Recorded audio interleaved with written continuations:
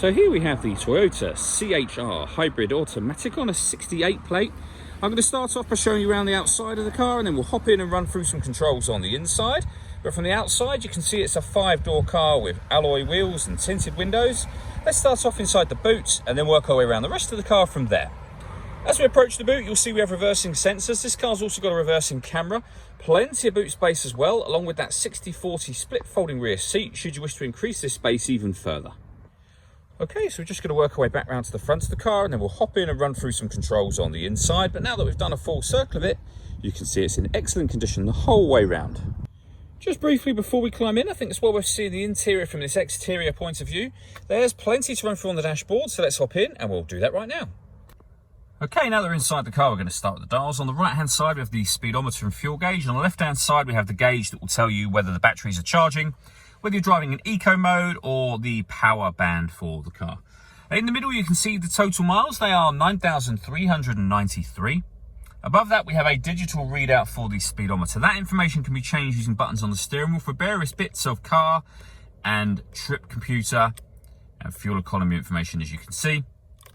Back round to the beginning eventually. The buttons I was using to do that are these ones on the right-hand side just here. We can also turn on the cruise control from here and then control it from down here. We can turn on or off the lane departure warning system as well. And then on the left-hand side, we have stereo and phone controls. You won't be able to use the phone controls until such time as you paired the phone up. And that is done over on the touchscreen in the center just here. Before we come to that, you can see music-wise, we have plenty of options. We have AM, FM, and DAB radio. We have auxiliary input. You can stream your music wirelessly via Bluetooth audio as well. So plenty of ways overall to listen to your music in this car. We've also got satellite navigation. There's a full video that shows how this works on both our website and also on our YouTube channel as well.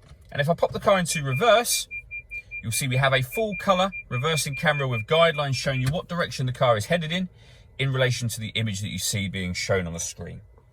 Working our way down, we have dual zone climate control, so you can adjust the passenger and driver temperatures. You can increase and decrease the fan speed. You can determine where you'd like the air to be directed once it enters the car. When you're happy with those settings, this button turns the air conditioning, in this case, off or back on again. Or you can hit auto. When you do that, the car will now maintain these temperatures for you by taking full control of the fan speed and the direction of the air. And you can override that by readjusting to your own settings again. Under that, we have the USB and auxiliary inputs, a cup holder, the gear lever for the fully automatic gearbox, electronic handbrake with auto hold function. You can turn off the traction control from here, and this button will force the car into its electric vehicle mode if there's enough charge in the batteries to do so.